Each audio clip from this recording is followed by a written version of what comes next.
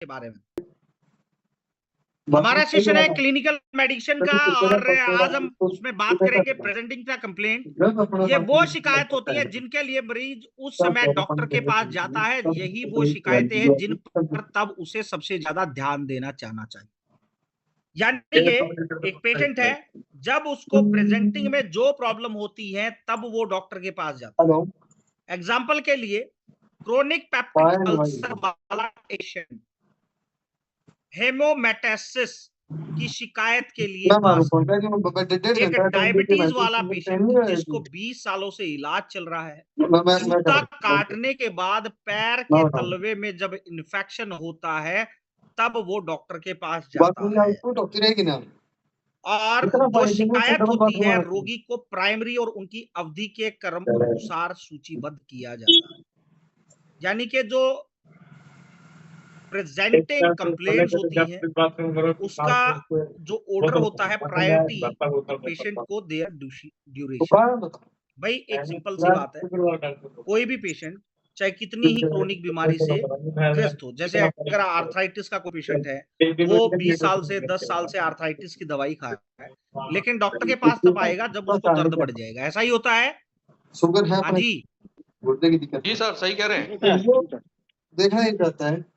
पानी पिया अपन 2 litre, 2 litre से फालतू बात में नोट कीजिएगा दोस्तों, ये वो रोड मैप तैयार हो रहा है जिससे आप आगे आने वाली आपकी प्रैक्टिस में काम आएंगी ये चीजें। बाथरूम आ जाता 15 लीटर। लेकिन पता है हमारा फोकस कहाँ चला जाता है फिर। अच्छा, इसको पेप्टिक अल्सर है, पहले क्रोनिक अल्सर, पेप्टिक अल्सर है, पहले पेप्टिक अल्सर का ट्रीटमेंट करते हैं। ऐसा ही करते हैं। इतना नहीं तो हाँ जी, उसको 3 गुना तो आना चाहिए। वहां पे आप 2 पोटेंसी, 500 पोटेंसी, 30 पोटेंसी पे जाते हैं। नेक्स्ट है एविडेशन ऑफ द डिजीज। नोट हो गया वहां तक? हाँ जी,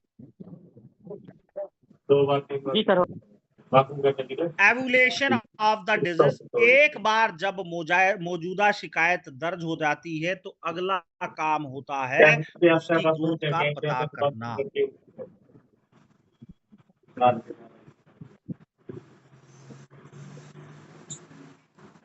डिजीज में हम बात करेंगे, एक बार जब मौजूदा शिकायत दर्ज हो जाती है तो अगला कदम होता है बीमारी के विकास का पता लगाना। भाई आपने जो सिम्टम्स है वो नोट किए, वो सिम्टम्स नोट करने के बाद आपका नेक्स्ट स्टेप होगा कि बीमारी का जो विकास है उसका पता लगाना। भाई बीमारी कहां से है, यह विकार की शुरुआत को दर्शाता है। जैसे किसी को मायोकार्डियल इन्फेक्शन होता है या हेमेटोमेसेसिस होता है, वो अचानक से हो सकता है, या लीवर के सिरोसिस में होने वाली बीमारियों के रूप में घातक रूप हो सकते हैं। कई मामलों में मायोकार्डियल इन्फेक्शन या हेमोमेटोसिस, पैरालिसिस या चोट किसी भी बड़ी आपदा की तीव्र शुरुआत हो सकती है। भाई पेशेंट को अगर पहले कोई मायोकार्डियल इन्फेक्शन आया हो या पैरालिसिस आया हो तो उसके बारे में पेशेंट को याद रहता है, जी मुझे तो 2 साल पहले आया था, 1.5 साल पहले आया था, 3 साल पहले आया था, 6 महीने पहले मुझे पैरालिसिस हुआ था, 2 महीने पहले मुझे चोट लगी थी। याद होता है नहीं होता है? हाँ जी, कि नहीं, ये चीजें ध्यान नहीं रहती पेशेंट को कि उसको बुखार कब हुआ, इन्फेक्शन कब हुआ, रहती है ये चीजें ध्यान। ये बड़ी चीजें हैं, ये ध्यान रहेगी। समझ में आ रहा है कुछ आपको? और ये गुप्त रूप या सूक्ष्म रूप से ग्रोथ करने वाली बीमारियां हैं। भाई किसी को भी मायोकार्डियल इन्फेक्शन ऐसे थोड़ी है, या तो उसके आर्थरोस्क्लेरोसिस होगा, कोलेस्ट्रॉल बढ़ेगा, अभी तो होगा या नहीं होगा, कॉर्नरी आर्टरी डिजीज होगी। बात ये है, हाँ जी, किसी को पेप्टिक अल्सर होगा तभी तो हेमेटोमेसेसिस होगा ना, पड़े रहेगा। बट बात ऐसे ही हो जाएगी। शुरुआत पुराने से होती है, सही कह रहे हैं। नोट हो गया? हाँ जी सर, जी सर हो गया। ये सर ऐसे रोग जिनकी शुरुआत अचानक होती है, गंभीर लक्षणों से जुड़े होते हैं, एक्यूट डिजीज कहलाती है। और जैसे निमोनिया है, एक्यूट अपेंडिसाइटिस है, या फिर कोलरा है, या हेड इंजरी है, ऐसी बीमारियां जिनकी शुरुआत घातक हो सकती है, जिनका कोर्स धीमा और लंबा होता है, बिना किसी छूट, रेमिशन और एक्सरबेशन मैं तो बंदर एक और धीमी गति से आगोचर समाप्ति होती है, यानी कि अगर किसी को भी पता है निमोनिया हो गया तो इलाज थोड़ा लंबा चलता है, अपेंडिसाइटिस हो गया इलाज लंबा चलता है, नहीं चलता, सर में चोट लगी ठीक है, वो 1 घंटा उसमें और इलाज जाओ, लंबा तो चलेगा। सकता बताओ जहां पर क्रोनिक बीमारी आ जाएंगी, जैसे तो आराम दे आपको चलो भाई, अगला लीवर मरीज सिरोसिस, एम्फाइजमा या क्रोनिक 10 घंटा ब्रोंकाइटिस, बैठना है, भाई बिना किसी घंटा भी ही गया पेशेंट था। को अपेंडिसाइटिस हुआ, एक्यूट तो अपेंडिसाइटिस हुआ, अगर उसको अनट्रीटेड छोड़ोगे तो वो क्या तो कन्वर्ट हो जाएगा क्रोनिक अपेंडिसाइटिस। हैं किसी को लंग्स का कर इन्फेक्शन कौन हुआ, सा है? मैं तो मेरी अनट्रीटेड पेट मेरा छोड़ पेट दिया, वो रोग धीरे धीरे बढ़ते हुए एम्फाइजमा में कन्वर्ट हो जाएगा। किसी को लीवर फैटी हुआ, अगर उसका ट्रीटमेंट नहीं किया गया तो लीवर फाइब्रोसिस में कन्वर्ट होगा, फिर लीवर सिरोसिस में कन्वर्ट होगा। अगर किसी को मलन्यूट्रिशन की प्रॉब्लम है तो बाद में फिर बड़ी बीमारी बनके पैदा होती है, जिसके सिम्टम्स जो है वो पेशेंट नेग्लेक्ट करता है। जैसे किसी को अचानक से भूख लगनी बंद होगी तो वो उसको डिनाई करेगा, अरे कोई दिक्कत नहीं, हो जाता है ऐसा, हो जाता है ऐसा। किसी को एसिड बन रहा है, कोई बात नहीं, वो अभी कोई ऐसी लोक ले लेगा, कुछ ले लेगा, फिर तला हुआ खा लेगा, फिर दवाई ले लेगा, फिर तला हुआ खा लेगा, फिर दवाई ले लेगा, फिर लाइफस्टाइल चेंज कर देगा, फिर लीवर की कोई बीमारी शुरू होगी, वो फिर अल्कोहल ले लेगा, फिर फास्ट फूड खा लेगा। ऐसा होता है, आपने देखा है? जी सर। जी सर। भाई स्टार्टिंग में वो सिम्टम्स देगी, सिम्टम्स देने के बाद एक्यूट कंडीशन आपकी क्रोनिक में कन्वर्ट हो जाएगी। फटाफट नोट कीजिएगा। या कम समय तक चलती है, अक्सर दिनों से लेकर हफ्तों तक। अधिकांश मामलों में ये या तो ठीक हो जाती है या मृत्यु का कारण। कुछ लोगों को acute hepatitis C, chronic hepatitis, cirrhosis, यहां तक कि कार्सिनोमा तक जा रहा हो, और इन डिसऑर्डर का जो उपचार है वो ड्रामेटिक रिजल्ट उत्पन्न करता है। दूसरी ओर पुरानी बीमारियां कई महीनों, कई सालों तक चलती हैं।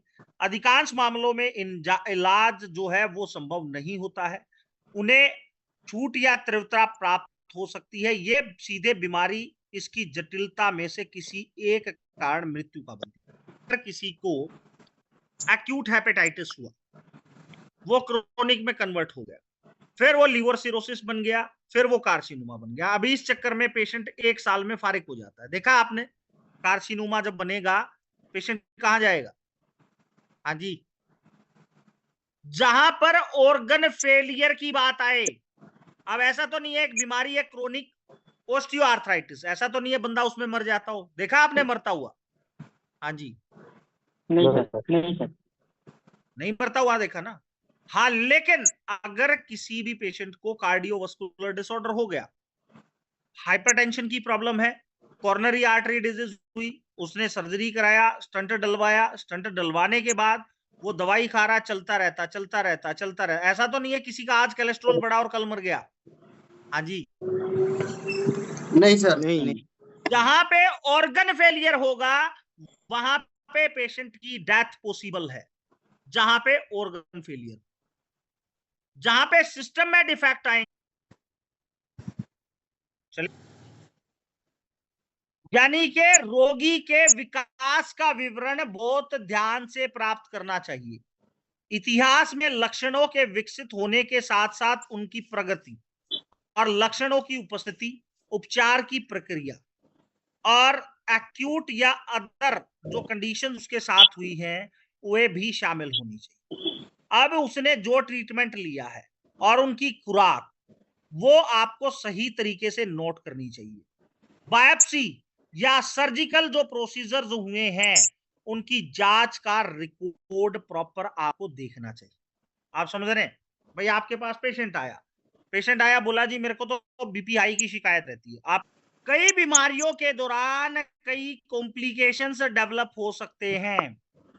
वो डिपेंड करता है कि पेशेंट का जो रेशियो है वो नए सिम्टम्स को कितना ग्रोथ कराता है। जैसे टाइफाइड बुखार के दौरान इंटेस्टाइनल हेमरेज हो सकता है, परफोरेशन हो सकता है। मायोकार्डियल इन्फ्रेक्शन के दौरान एम्बोलिक और हेमीप्लेजिया हो सकता है। पोलियोमाइलाइटिस के दौरान पैरालिसिस हो सकता है और किसी भी कॉम्प्लिकेशन के उत्पन्न होने पर हालत बिगड़ने और मृत्यु को रोकने के लिए आपको इमरजेंसी ट्रीटमेंट, इमरजेंसी जो है पेशेंट को केयर की जरूरत होती है। जरूर। नेक्स्ट हमारा जो टॉपिक है वो है पास्ट इलनेस। जहां तक रोगी को याद हो, पिछली बीमारी का इतिहास रिकॉर्ड करें। पिछली बीमारी का इतिहास कई मामलों में वर्तमान बीमारी की प्रकृति का संकेत देता है। जैसे हेपेटाइटिस बी का इन्फेक्शन महीनों या साल बाद लीवर सिरोसिस में कन्वर्ट हो सकता है। यानी कि अगर किसी को मम्स हुए हो तो पेशेंट को टेस्टिकुलर एट्रोफी और एजोस्पर्मिया हो सकता है कई साल बाद।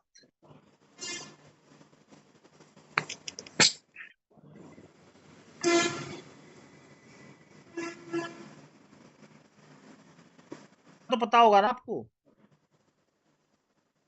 जी सर जी। Reactivation of the tuberculosis. भाई किसी को स्टार्टिंग में टीबी हुआ हो और उसका कंप्लीट ट्रीटमेंट ना हुआ तो उसके बाद वो दोबारा रीएक्टिवेट होकर मेनिंजाइटिस का कारण बन सकता है।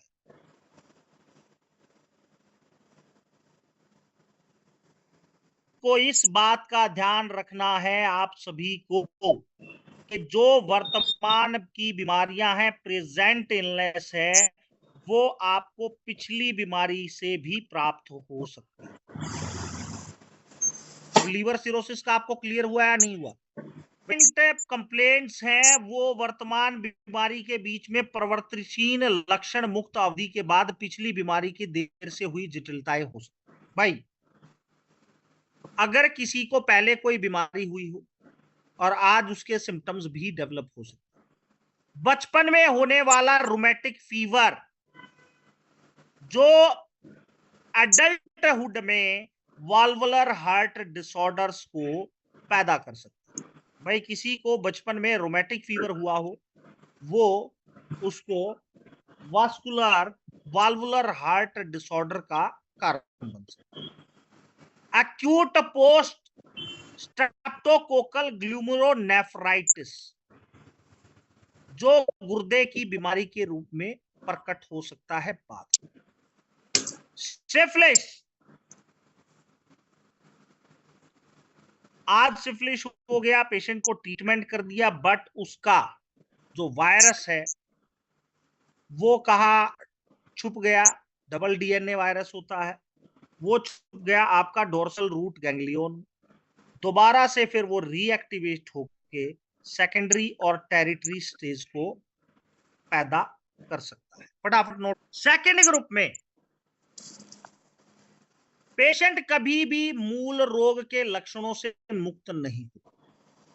वर्तमान की जो शिकायतें हैं वो जटिलताओं में से एक हो सकती हैं, जैसे किसी को डायबिटीज मेलिटस, किसी को सिस्टमिक हाइपरटेंशन है, क्रोनिक ब्रोंकाइटिस और एम्फाइजमा है, वो इस ग्रुप में आता है। भाई किसी को भी हाइपरटेंशन हो रहा है, डायबिटीज हो रहा है, ब्रोंकाइटिस हो रहा है, उसके सिम्टम्स जाएंगे थोड़ी?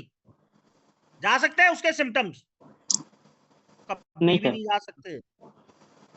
वो तब जाएंगे जब रोग पूर्णतः ठीक हो जाएगा और अगर अदर किसी व्यक्ति में ऐसा कोई इलाज नहीं है। अब आपके पेशेंट को डायबिटीज है साहब, डायबिटीज को आपने आज कंट्रोल कर दिया, पेशेंट 6 महीने बाद दोबारा से फिर खाता है, दिक्कत होती है या नहीं होती है?